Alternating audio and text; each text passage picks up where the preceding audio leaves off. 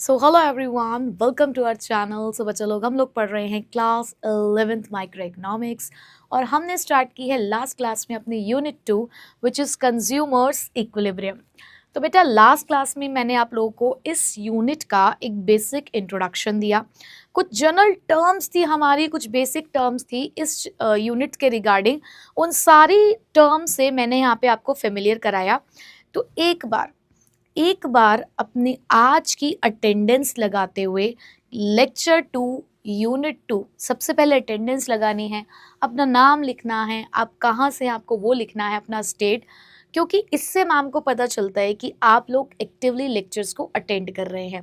चाहे लेक्चर कभी भी आ रहा है, लेकिन जब भी आप पढ़ रहे हैं आपको अटेंडेंस ज़रूर लगानी चाहिए, ठीक है।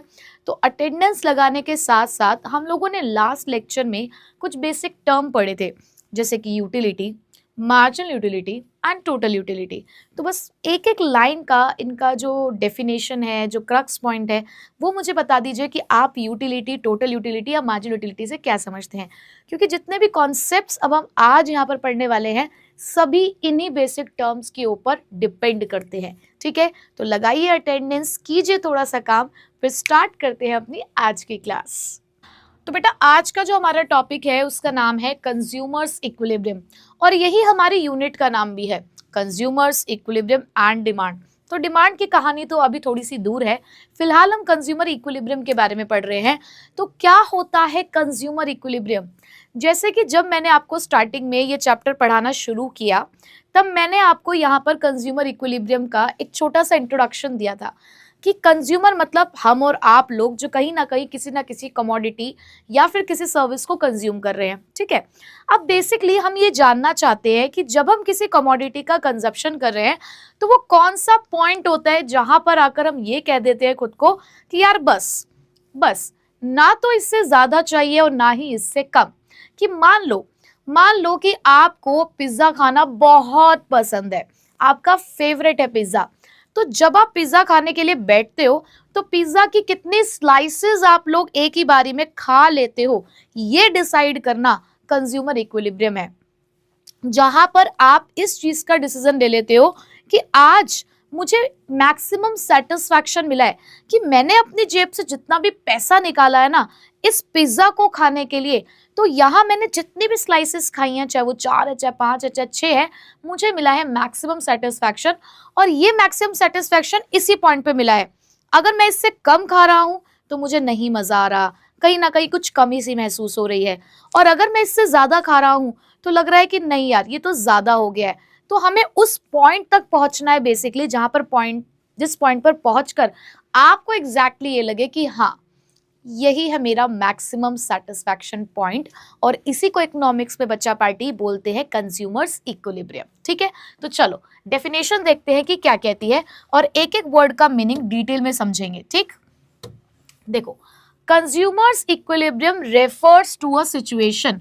पहली बात तो बेटा ये एक ऐसी सिचुएशन है, ठीक है, एक परिस्थिति है in which a consumer gets maximum satisfaction. और उस सिचुएशन में एक कंज्यूमर, चाहे वो आप हैं चाहे वो मैं हूं, हम कोई भी हो सकता है, हमें मिलता है मैक्सिमम सेटिस्फैक्शन। लेकिन ये मैक्सिमम सेटिस्फैक्शन मिल कैसे रहा है, क्या करना पड़ रहा है हम उस मैक्सिमम सेटिस्फैक्शन को अटेन करने के लिए? From spending his given income, आपको अपना पैसा खर्च करना है। अब यहाँ पर गिवन इनकम का मतलब है कि इनकम एक कांस्टेंट मान ली है। मान लो आज आप 500 रुपए लेकर निकले हो, 1000 रुपए लेकर निकले हो किसी भी कमोडिटी को खरीदने के लिए, तो उसको पूरी तरीके से खर्च करके आप मैक्सिमम सेटिस्फैक्शन चाहते हो। जैसे आजकल बहुत सारी मूवीज रिलीज हो रही हैं, तो आप मूवी को देखने के लिए जा रहे हो, तो कई बार हम लोग कह देते हैं ना कि यार पैसा वसूल मूवी। तो मैक्सिमम सेटिस्फैक्शन वही सिचुएशन है जहां पर बेसिकली आप यही बोल दो पैसा वसूल मूवी, कि जहां पर आपको अपनी इनकम को खर्च करके लगे कि हाँ यार मुझे मजा आया, मुझे लगा है कि मेरे पैसे वर्थ इट रहे यहाँ पर खर्च करने के लिए, ठीक है। तो by spending his given income and he has no desire to change his level of consumption, और वो यहाँ पर अपने लेवल ऑफ कंजप्शन को चेंज नहीं करना चाहता, ठीक है। चलो आओ इसी चीज को एक एग्जाम्पल से बताती हूँ।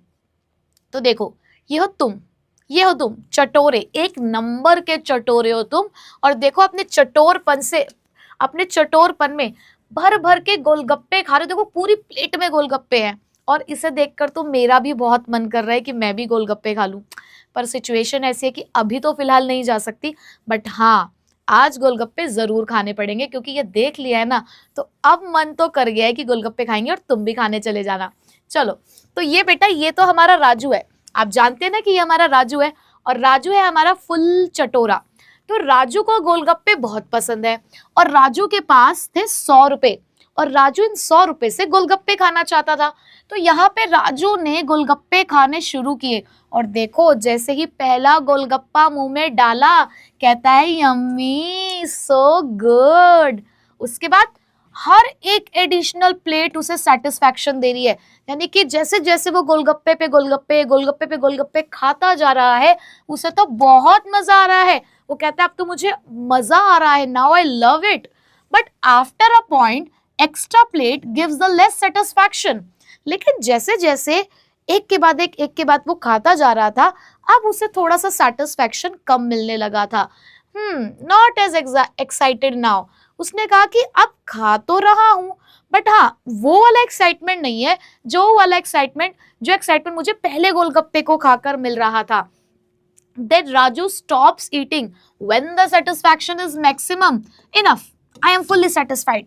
और इतने सारे गोलगप्पे खाने के बाद अब राजू एक पॉइंट ऑफ टाइम पर आके ये कह देता है कि नहीं, बस अब मुझे और नहीं खाना है। और मान लो ऐसा उसने कहा 4th प्लेट को खत्म करने के बाद, कि जैसे उसने गोलगप्पे की 4th प्लेट खा ली ना, उसके बाद वो हमसे ये कहता है कि बस और नहीं चाहिए, क्योंकि अब तो मुझे मिल गया है मैक्सिमम सेटिस्फैक्शन। और देखो अपनी टमी पर हाथ रख के कह रहा है बस। और देखो यहाँ से आते आते आते आते कैसे इसकी टमी भी मोटी हो गई है सारे गोलगप्पे खाकर।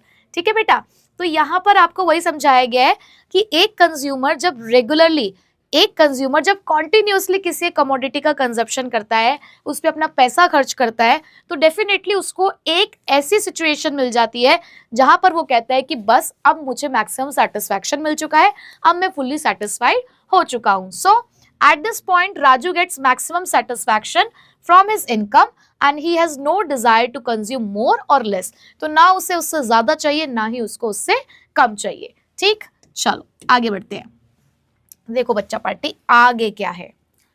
इस कंज्यूमर इक्विलिब्रियम को समझने के लिए दो लोग हमारे सामने आए थे।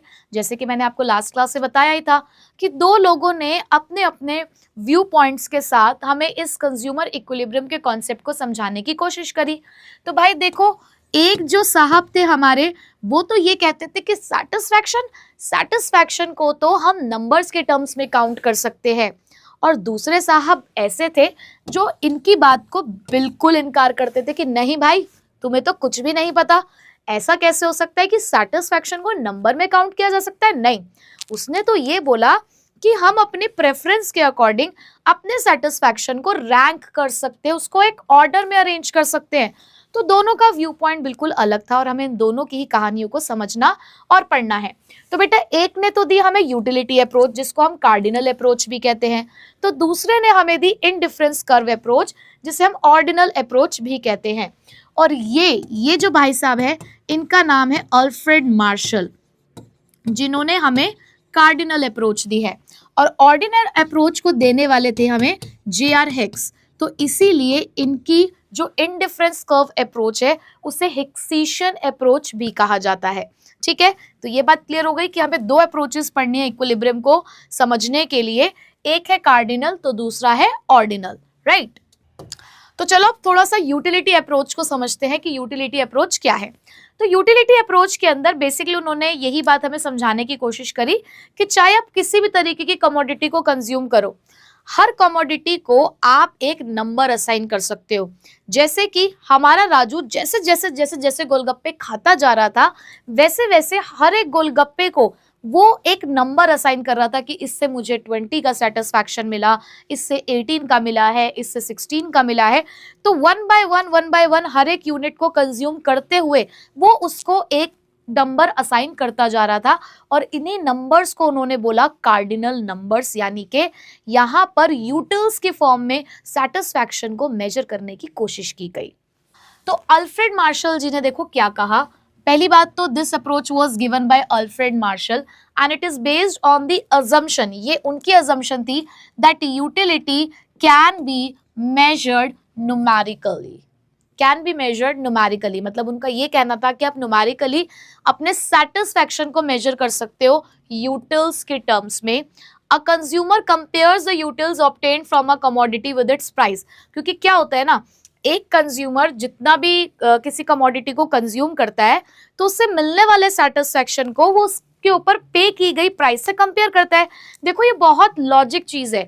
आज मान लो आप एक किसी दुकान पे एक बर्गर खाने के लिए गए, वो बर्गर 100 रुपए का है, तो जब आप उस बर्गर को खाओगे अगर उसका टेस्ट आपको अच्छा नहीं लगेगा ना, तो डेफिनेटली आपके मुंह से ये लाइन जरूर निकलेगी कि यार पैसे वेस्ट हो गए, 100 रुपए लायक इसका टेस्ट ही नहीं है। तो कहीं ना कहीं आप क्या कर रहे हो, आप उस टेस्ट को, उससे मिलने वाले सेटिस्फैक्शन को उसके ऊपर पे की गई प्राइस से कंपेयर करते हो ना। So equilibrium is achieved when the consumer gets the maximum satisfaction from its expenditure. तो हमारे जो अल्फ्रेड मार्शल थे उनका व्यू पॉइंट भी यही था कि अगर आपको इक्विलिब्रियम को कैलकुलेट करना है तो डेफिनेटली ये देखो कि एक पर्सन कितना पैसा खर्च कर रहा है, उसका कितनी जेब से पैसा निकल रहा है उस कमोडिटी से सेटिस्फैक्शन लेने के लिए। जैसे कि हमने राजू से पूछा, राजू बर्गर से कितना सेटिस्फैक्शन मिला, उसने कहा जी 20 यूटिल्स। फिर हमने पिज्जा खिलाया उसको और पूछा कि बताओ कितना सेटिस्फैक्शन मिला, तो कहता है जी 15 यूटिल्स। तो यहाँ पर वो जो नंबर असाइन कर रहा है इन टर्म्स ऑफ यूटिल्स, यही है हमारा कार्डिनल यूटिलिटी अप्रोच। ठीक है, so according to this approach utility can be measured and compared numerically. तो क्रक्स पॉइंट यही है कि बेसिकली अल्फ्रेड मार्शल ये कहते थे कि आप सेटिस्फैक्शन को मेजर कर सकते हो और आप इसको कुछ नंबर्स की फॉर्म में इसको कुछ नंबर असाइन कर सकते हो। अब नेक्स्ट है हमारे पास इंडिफरेंस कर्व अप्रोच। तो थोड़ा सा इंट्रोडक्शन ही लेंगे कि पहली बात ये अप्रोच हमारी ऑर्डिनल अप्रोच है, जे आर हिक्स जी ने हमें दी थी। अब उनका क्या कहना था, बिल्कुल विपरीत, हमारे अल्फ्रेड मार्शल से बिल्कुल अलग जाके उन्होंने बात बोली कि जहां वो ये कहते थे कि यूटिलिटी को मेजर किया जा सकता है, हमारे हिक्सिशियन हमारे जे आर हिक्स ने क्लियरली ये बात बोली that utility can not be measured numerically. उन्होंने इस अजम्पशन पे काम किया कि यूटिलिटी को कंपेयर नहीं किया जा सकता, यूटिलिटी को मेजर नहीं किया जा सकता numerically. A consumer can rank the different combinations according to his preference. उन्होंने कहा एक कंज्यूमर ज्यादा बातें क्या कर सकता है, वो रैंक कर सकता है कि भाई उसके पास उसकी जेब में पैसा है, अब उस पैसे से वो कितने कितने यूनिट्स खरीद पाएगा किसी कमोडिटी की, तो उसके बेसिस पर वो सिर्फ रैंकिंग कर सकता है and the consumer chooses the most preferred combination. और अपने बजट के हिसाब से जो भी उसके बजट में वो कॉम्बिनेशन आ सकते होंगे वो उसको चूज कर सकता है। कि मान लो किसी की जेब में वही 100 रुपए हैं, उस 100 रुपए में 2 बर्गर और 3 सैंडविच अगर आ सकते हैं और उसको लग रहा है कि ये कॉम्बिनेशन बेटर है, तो वो 100 रुपए खर्च करके ये कॉम्बिनेशन चूज कर लेगा क्योंकि वो उसको प्रेफर करता है। ठीक है, so equilibrium is achieved where satisfaction is maximum subject to the consumer's income constraint. तो यहाँ पर उन्होंने एक बात बोली कि अगर आप किसी भी कंज्यूमर के सेटिस्फैक्शन के बारे में बात कर रहे हो तो कहीं ना कहीं वहां पर एक रुकावट है, और वो रुकावट क्या है, उस कंज्यूमर की इनकम। ठीक, सो एग्जाम्पल क्या है, I prefer burger over pizza. वो कहता है कि मैं पिज्जा से ज्यादा बर्गर को प्रेफर करता हूं। तो बेटा यहाँ पर उसने देखो प्रेफरेंस दिखाई ना अपनी कि मेरे सामने बर्गर भी है, मेरे सामने पिज्जा भी है, लेकिन मैं रैंक कर रहा हूँ कि मुझे बर्गर ज्यादा सेटिस्फैक्शन दे रहा है as compare to the pizza, क्योंकि अगर आप मेरे सामने चॉइस रखेंगे तो मैं बर्गर को ही सिलेक्ट करूंगा। ठीक है, सो utility is ranked rather than measured. तो उन्होंने कहा यूटिलिटी यानी कि सेटिस्फैक्शन को रैंक किया जा सकता है, उसको मेजर नहीं किया जा सकता। ठीक, चलो आगे बढ़ते हैं। अब बेटा यहाँ से शुरू होने वाला एक बहुत ही ज़बरदस्त कॉन्सेप्ट, क्योंकि अब हम पढ़ने वाले हैं कि हमारे अल्फ्रेड मार्शल जी ने अपनी इस यूटिलिटी अप्रोच में हमें कंज्यूमर इक्विलिब्रियम सिखाया इन case of 2 commodities and in case of single commodity and in case of 2 commodities. मतलब कि जब आप एक कमोडिटी को कंज्यूम करोगे तब आप सेटिस्फैक्शन में कब आओगे, जब आप 2 कमोडिटीज को कंज्यूम करोगे तब आप सेटिस्फैक्शन में कब आओगे। तो अब हम वो कॉन्सेप्ट पढ़ना शुरू कर रहे हैं। तो सबसे पहले हम यहाँ पर पढ़ने जा रहे हैं consumer equilibrium in case of single commodity. तो सिंगल कमोडिटी के केस में अगर कंज्यूमर इक्विलिब्रियम की मैं डेफिनेशन को देखूं तो बेटा क्या डेफिनेशन है, लिखा है A consumer is said to be in equilibrium when he purchases a quantity of a single commodity, a quantity of a single commodity that gives him maximum satisfaction from his given income and he has no desire to buy more or less of that commodity. तो बेटा अगर आप देखें तो consumer equilibrium की definition, चाहे आप कोई सा भी केस पढ़ रहे हो, डेफिनेशन तो वही है। कंज्यूमर इक्विलिब्रियम सिर्फ और सिर्फ मैक्सिमम सेटिस्फैक्शन के लिए डिफाइन किया जाता है कि कंज्यूमर इक्विलिब्रियम ऐसी सिचुएशन है जहां पर हमें मैक्सिमम सेटिस्फैक्शन मिल रहा है, चाहे आप एक कमोडिटी पे जा रहे हो चाहे आप दो कमोडिटीज पे जा रहे हो, ठीक है। तो बस उसी चीज को घुमा फिरा के यहाँ पर लिख दिया गया है, बात वही बोली जा रही है। अब इस अप्रोच के कुछ अजम्पशन है, जब हम सिंगल कमोडिटी की यहाँ पर बात कर रहे हैं तो कुछ अजम्पशंस हमें यहाँ पर लेट करनी पड़ेंगी, जिसमें पहली चीज तो यही है कि there is only one commodity. हम एक ही कमोडिटी के लिए यहाँ पर चेक करेंगे कंज्यूमर इक्विलिब्रियम। हम ये मानकर चल रहे हैं कि यूटिलिटी को हम यूटिल्स के टर्म्स में यहाँ पर मेजर करेंगे। कंज्यूमर हमारा बिल्कुल रैशनल है। अब रैशनल का मतलब क्या होता है?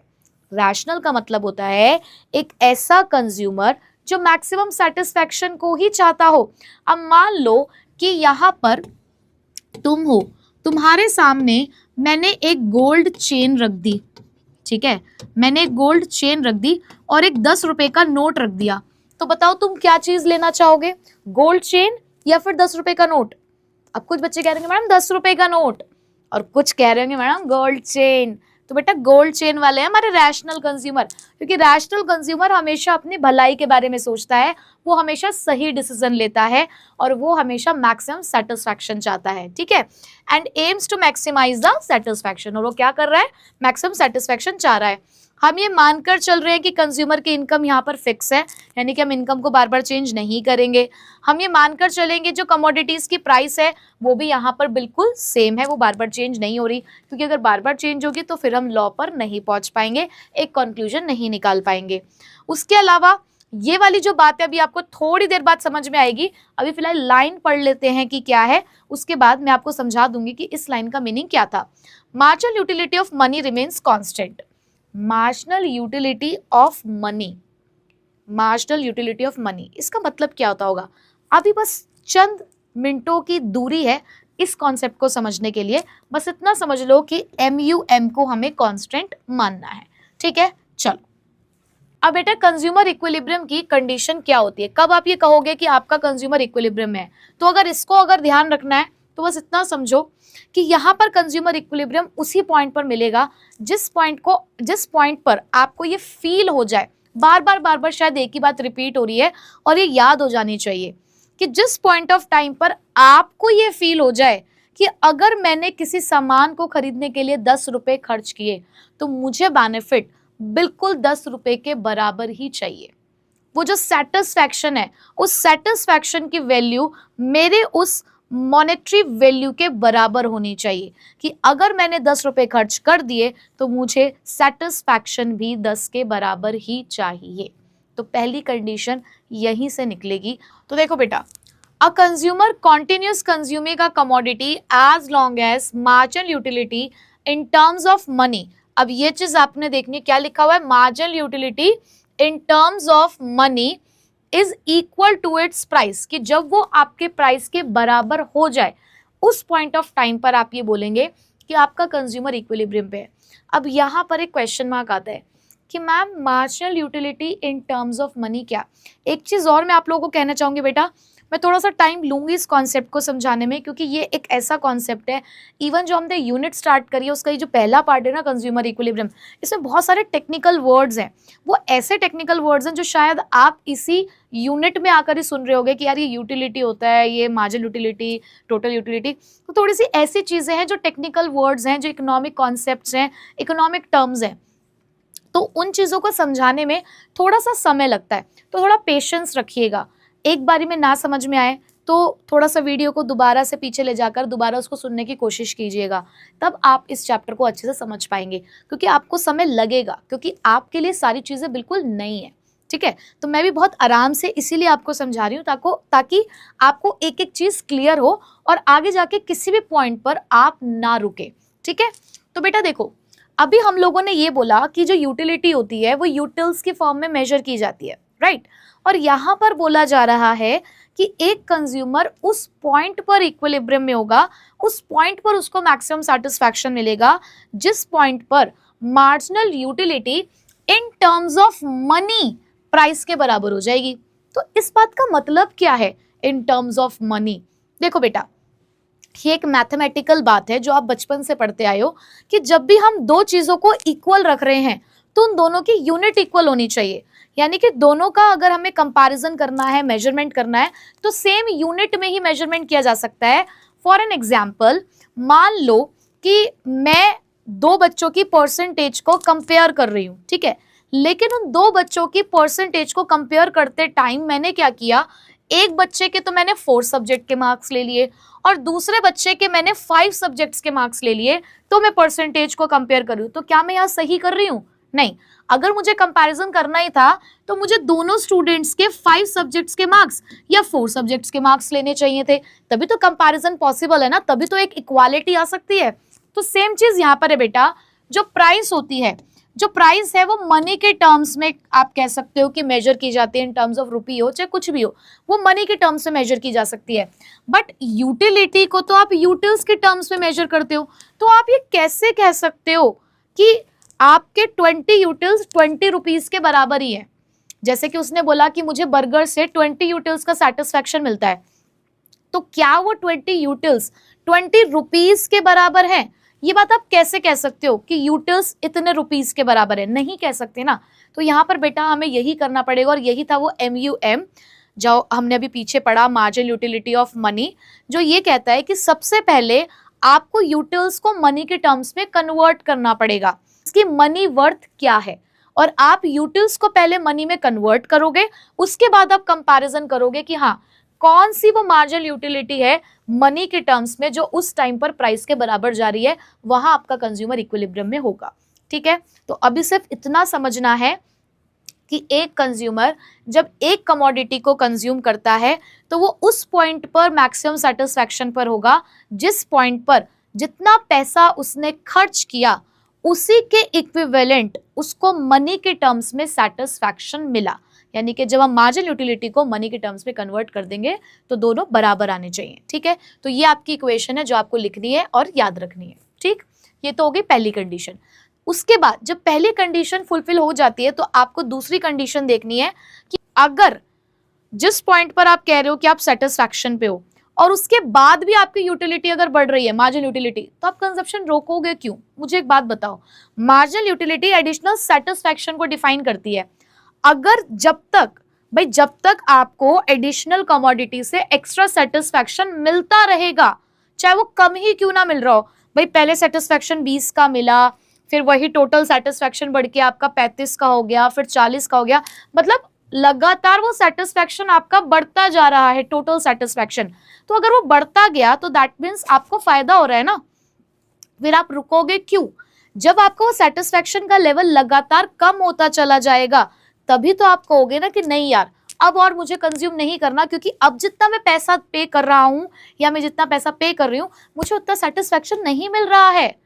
अब तक जो मैंने पैसा देना शुरू किया तो मुझे सेटिस्फैक्शन ज्यादा मिल रहा था, बल्कि मुझे लग रहा था मैंने पैसे कम दिए हैं तो मैंने नहीं रोका कंजप्शन।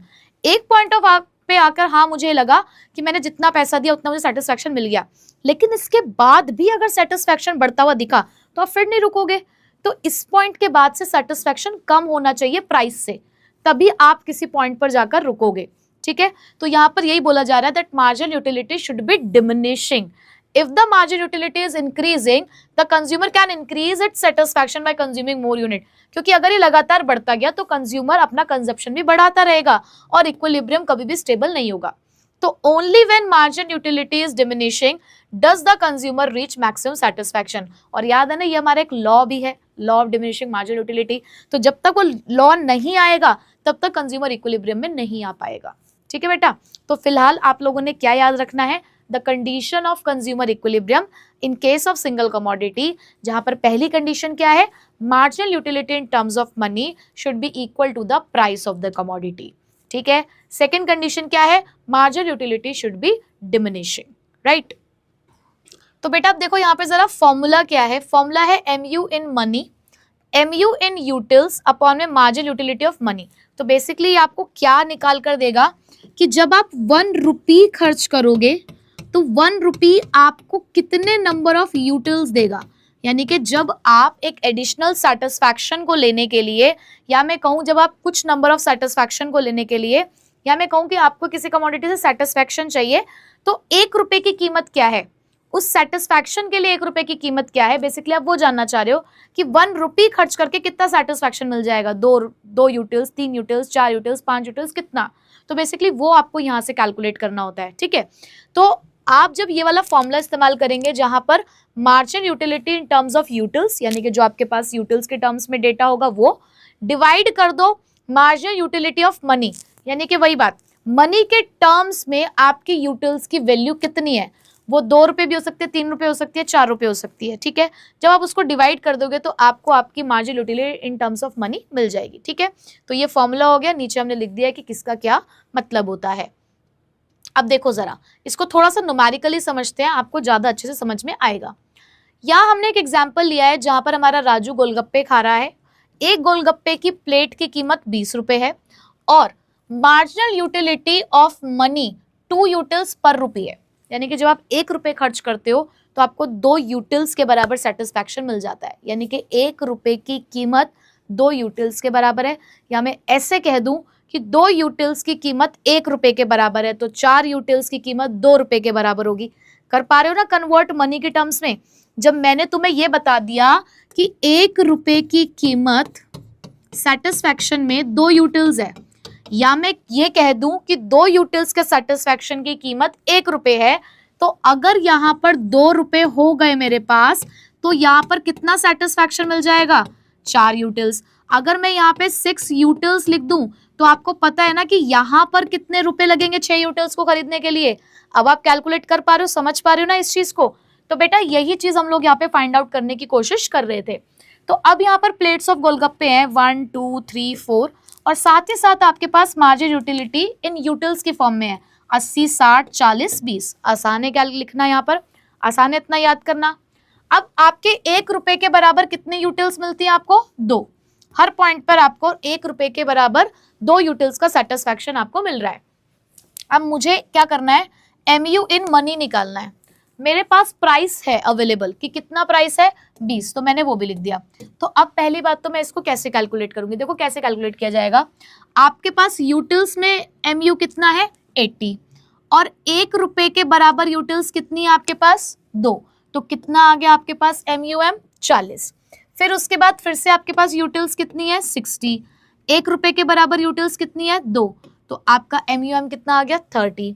फिर उसके बाद कितनी है बेटा 40, 40 डिवाइडेड बाई 2 20, फिर कितना है 20, 20 डिवाइडेड बाई 2 10, ठीक है। तो बेसिकली ये आपके पास निकल कर आ गया है MU in terms of money, यानी कि आपका सेटिस्फैक्शन मनी में कितना है वो आपने यहाँ पर लिख दिया है कि जितने भी आपने यूटिल्स ली, आपकी 80 यूटिल्स आपको 40 रुपए के बराबर सेटिस्फैक्शन देती हैं, आपके 60 यूटिल्स आपको 30 रुपए के बराबर सेटिस्फैक्शन देती हैं। तो हमने कंज्यूमर इक्विलिब्रियम कंडीशन क्या पढ़ी है कि हमारा कंज्यूमर उस पॉइंट पर इक्विलिब्रियम में आएगा जिस पॉइंट पर हमारी मार्जिनल यूटिलिटी मनी के टर्म्स में उसकी प्राइस के बराबर हो जाए। अब अगर मैं यहाँ पर देखूं तो marginal utility in terms of money 20 यहाँ पर है, और इसी पॉइंट पर अगर आप देखें तो प्राइस हमारी 20 है। तो यानी कि जब राजू तीसरी प्लेट ऑफ गोलगप्पे पे पहुंचा, जब राजू तीसरी प्लेट ऑफ गोलगप्पे पे पहुंचा है, तब जाकर उसको यहाँ पर मैक्सिमम सेटिस्फैक्शन मिला होगा, क्योंकि उसी पॉइंट पर हम देख रहे हैं कि MU in terms of money और प्राइस ऑफ द कमोडिटी वो क्या आ रही है बेटा, वो इक्वल आ रही है। क्योंकि ऊपर अगर आप देखो, आप 20 रुपए खर्च कर रहे हो, ठीक है, लेकिन आपको सेटिस्फैक्शन 40 रुपए के बराबर मिल रहा है। आपकी जेब से 20 रुपए जा रहे हैं, लेकिन सेटिस्फैक्शन आपको, मजा आपको 40 के बराबर आ रहा है। फिर से आपने अगर 20 रुपए खर्च किए तो मजा अभी भी आपको 30 के बराबर आ रहा है। तो क्या आप छोड़ दोगे क्या कंजप्शन करना, नहीं छोड़ोगे ना, आप इस पॉइंट पे बाय करते रहोगे। लेकिन जिस पॉइंट पर आपने देखा कि अगर आप 20 रुपए ही खर्च कर रहे हो, 20 का ही सेटिस्फैक्शन मिल रहा है, तो आप वहां पर रुकने की कोशिश करोगे। लेकिन अगर तुम एक और ट्राई मारो कि चलिए इससे आगे करके भी देखते हैं, तो जब आगे जा रहे हो तो एक चीज बहुत क्लियरली दिख रही है कि अगर तुम 20 रुपए खर्च कर रहे हो तो सेटिस्फैक्शन तो तुम्हें सिर्फ 10 रुपए के बराबर मिल रहा है। तुम्हारी जेब का 20 रुपए सिर्फ तुम्हें 10 रुपए के बराबर सेटिस्फैक्शन दे रहा है, तो क्या यहां तुम खरीदना चाहोगे? नहीं, यहां तुम्हारी इच्छा बिल्कुल नहीं करेगी उस सामान को खरीदने की, तो तुम इसी पॉइंट पर आकर रुक जाओगे जिस पॉइंट पर तुम्हारी utility in terms of money तुम्हारे प्राइस ऑफ द कमोडिटी के बराबर आ जाए। आपकी जो मार्जिन यूटिलिटी है वो क्या हो रही है बेटा? डिमिनिश हो रही है। समझ आ गया? आई थिंक न्यूमेरिकली जब आपने स्केड्यूल की हेल्प से इस चीज को देखा तो ज्यादा अच्छे समझ में आया होगा। अब एक बात ध्यान रखना बेटा, इकोनॉमिक्स के अंदर जब भी आप कोई स्केड्यूल बनाते हो, कोई भी डायग्राम बनाते हो, तो उसका आपको एक्सप्लेनेशन लिखना होता है। बिना एक्सप्लेनेशन के आपका आंसर बिल्कुल अधूरा है। तो अब यहाँ पर देखो जरा, गिवन स्केड्यूल के अंदर राजू के पास 100 रुपए थे, जो एक प्लेट की प्राइस थी गोलगप्पे की वो 20 रुपए है। जो भी हमने वहां लिखा था बस उसको हम वर्ड्स की फॉर्म में लिख रहे हैं। Margin utility of money to utils आप मानकर चल रहे हो। तो स्टार्टिंग में MUM अगर आप देखें तो प्राइस से ज्यादा था, देखा था ना, 40 रुपए का सेटिस्फैक्शन मिल रहा था, जबकि पैसा तो सिर्फ 20 रुपए देना पड़ रहा था। तो राजू गोलगप्पे की प्लेट पे प्लेट खाए चले जा रहा है। उसके बाद जैसे जैसे वो और गोलगप्पे खाता जा रहा था, लगातार उसका मार्जिन यूटिलिटी कम होता जा रहा था, while MU in money also decreases. और अगर आप देखो तो margin utility in terms of money भी कम हो रहा था। तो थर्ड प्लेट पर पहुंचने के बाद MUM बिल्कुल प्राइस के बराबर हो गया। 20 रुपए का MUM, 20 रुपए ही आपकी कमोडिटी की प्राइस। तो राजू को उसी पॉइंट पर मिल चुका था मैक्सिमम सेटिस्फैक्शन, और वो पहुंच चुका था कंज्यूमर इक्विलिब्रियम की कंडीशन पे। So after this point MUM money becomes less than the price, और इस पॉइंट के बाद से MUM जो है वो प्राइस से कम होने लगा था। So Raju does not buy the another plate. तो फोर्थ प्लेट राजू बिल्कुल भी नहीं खरीदेगा। ठीक है, तो हमने वो पूरा एक्सप्लेनेशन लिख दिया जो वहां पर हमने पीछे एक स्केड्यूल बनाया था। तो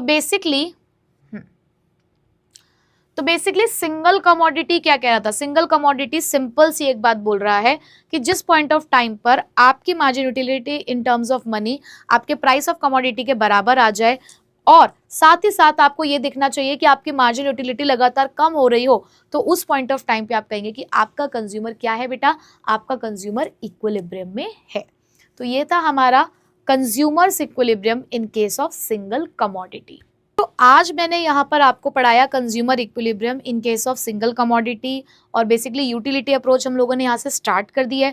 तो पहले इतना सही समझो, अच्छे से इस कॉन्सेप्ट को एक बार बुक में से रीड करो और इसको बिल्कुल स्ट्रांग बनाओ। ठीक है, कि आपसे फिर नेक्स्ट क्लास में consumer equilibrium in case of 2 commodities के साथ। सो तब तक इसके अच्छे से नोट्स बना लीजिए, एक बार बुक में से रीडिंग कर लीजिए, फिर मिलते हैं नेक्स्ट क्लास में। So till then take care, bye bye.